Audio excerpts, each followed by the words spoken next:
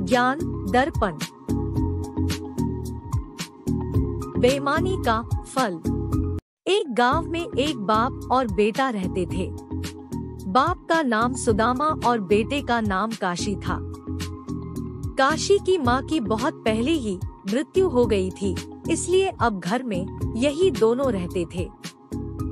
सुदामा पूरे गांव में सबसे ज्यादा अमीर था। उसने बहुत सारे नौकर चाकर भी रखे हुए थे। वह दोनों अपनी जिंदगी बहुत ठाठ से जीते थे। किसी भी चीज की कोई कमी नहीं होती थी। एक दिन किसी कारण से सुदामा अपनी सारी धन दौलत खो बैठा और गरीब हो गया। गरीब हो जाने के कारण सुदामा के बेटे का उसके सभी रिश्तेदार और सारे गांव वाले मजाक उड़ाने लगे। इस पर उसने दुखी होकर सोचा, जिस गांव में मैं ठाठ से अपना जीवन जिया करता था, कल तक जो सगे संबंधी मेरे लिए अपने प्राणों की बाजी लगाने की बातें किया करते थे, वे ही आज मुझे अपमानित करने में कोई कमी नहीं छोड़ते हैं।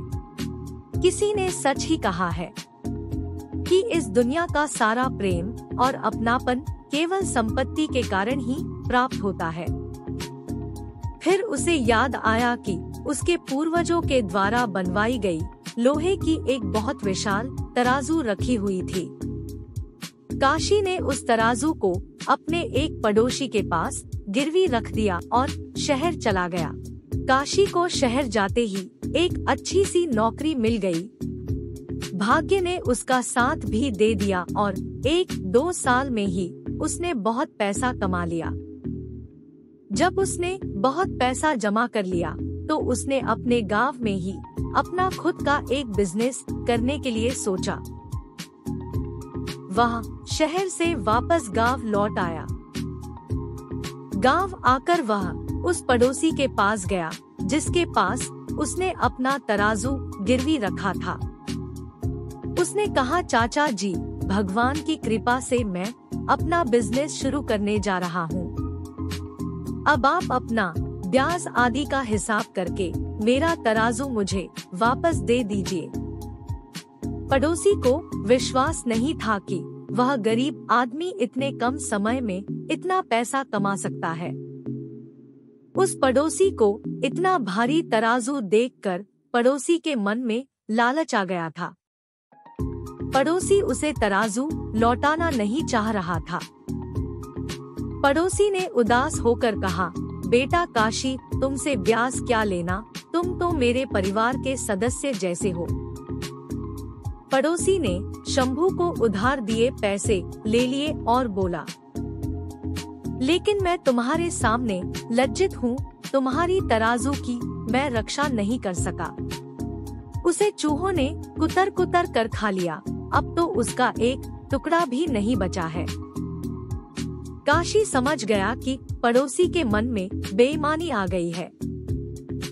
काशी को बहुत गुस्सा आया, लेकिन उसने अपने गुस्से को दबा कर रखा और बोला, भाग्य और होनी पर किसी का वश नहीं चलता। चाचा जी, तराजू को चूहों ने खा लिया तो इसमें आपका क्या दोष? आपने तो चूहों को कहा नहीं होगा कि वे तराजू को खा जाए। पड़ोसी उदास होकर बोला, हाँ बेटा, अब कर भी क्या सकते हैं। काशी ने कुछ देर तक बातें करने के बाद कहा, चाचा जी, रामू कहाँ है? मैं नदी में नहाने जा रहा हूँ। सोचा उसे भी साथ में ले जाओ। रामू उस पड़ोसी का बेटा था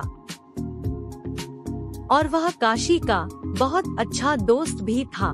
उस पड़ोसी ने अपने बेटे रामू को बुलाया। काशी और रामू नदी में नहाने के लिए चल दिए। नहाने के बाद काशी ने रामू को एक कमरे में छुपा दिया और उसके द्वार को बाहर से बंद कर दिया और वह अपने घर की ओर चल दिया। काशी को अकेला आया देखकर पड़ोसी डर गया और बोला, बेटा रामू कहाँ है?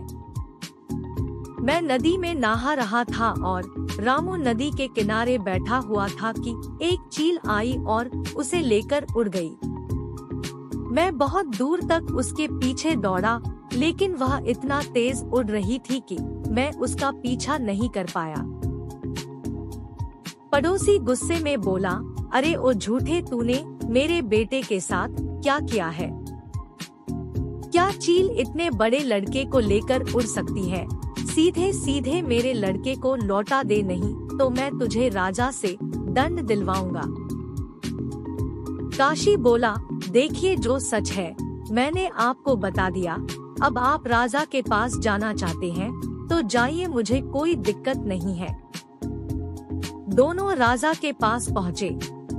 पड़ोसी ने सारी बातें राजा को बताई। राजा उसकी बात सुनकर दंग रह गया और बोले, काशी, यह कैसे हो सकता है? चील इतने बड़े लड़के को उठा ले जाना असंभव है। यह एक अनहोनी है, ऐसा कैसे हो सकता है? काशी बोला, महाराज, ऐसी अनहोनी घटनाएं आपके राज्य में पहले भी हो चुकी है। महाराज, इसमें आश्चर्य कैसा? जब एक लोहे के तराजू को चूहे खा सकते हैं तो इस घटना में आश्चर्य कैसा? चील एक लड़के को लेकर क्यों नहीं उड़ सकती है? राजा बोले, ये तराजू वाली क्या कहानी है? तभी काशी ने तराजू वाली पूरी कहानी राजा को बताई। इस पर राजा गुस्से से बोले, बेईमानी किसी का भला नहीं करती, क्योंकि जब भी लालच एक व्यक्ति के मन में उत्पन्न होती है तो अनेकों को बेईमान बना देती है। तुम्हें इस बेईमानी का फल मिलेगा। तभी पड़ोसी राजा से बोला, महाराज, मुझे माफ कर दीजिए, मुझसे बहुत बड़ी गलती हो गई है। मेरे अंदर बेईमानी का भूत सवार हो गया था, अब ऐसी कोई गलती नहीं होगी। राजा ने पड़ोसी को क्षमा कर दिया और उसे बोला, तुम इसका तराजू लौटा दो। और काशी से बोले, तुम इसके लड़के को लौटा दो। शिक्षा: बेईमान आदमी किसी भी हद तक जा सकता है, बिल्कुल भी नहीं सोचता कि वह जो कर रहा है वह सही है कि नहीं। इसलिए ऐसे आदमी पर विश्वास करना बहुत बड़ी भूल होती है।